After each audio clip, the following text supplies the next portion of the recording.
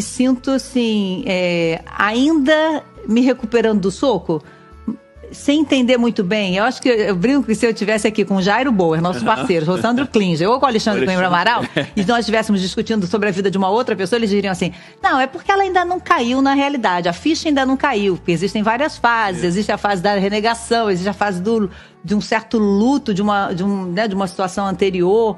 Eu acho que eu tô nessa fase ainda, meio que ainda só agindo, tomando. Então, pela psicologia, pela psiquiatria, estaria por aí, né? Eu acho, né? Eu acho que eu tô por aí, a gente ainda não. É como se você absorvesse, mas não tivesse ainda refletindo muito bem, né? Sobre tudo que aconteceu, ou sobre a notícia. E fico pensando, me cobrando. Eu sou uma pessoa que me cobro muito em tudo na minha vida. E fico desde que teve a cirurgia, graças a Deus deu tudo certo, o resultado foi o melhor possível. Eu ficava pensando assim: e no que eu mudei? O que essa notícia me transformou? Porque todo mundo me conta histórias de transformações muito intensas. Sim.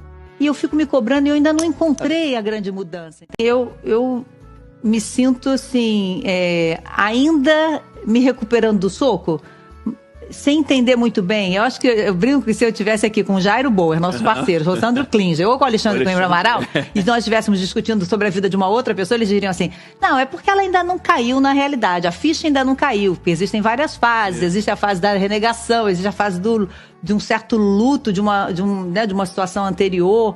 Eu acho que eu tô nessa fase ainda, meio que ainda só agindo, tomando. Então, pela psicologia, pela psiquiatria, estaria por aí, né? Eu acho, né? Eu acho que eu tô por aí, a gente ainda não. É como se você absorvesse, mas não tivesse ainda refletindo muito bem, né?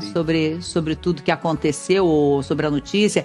E fico pensando, me cobrando. Eu sou uma pessoa que me cobro muito em tudo na minha vida. E fico desde que teve a cirurgia, graças a Deus deu tudo certo, o resultado foi o melhor possível. Eu ficava pensando assim: e no que eu mudei? O que essa notícia me transformou? Porque todo mundo me conta histórias de transformações muito intensas. Sim. E eu fico me cobrando e eu ainda não encontrei a grande mudança.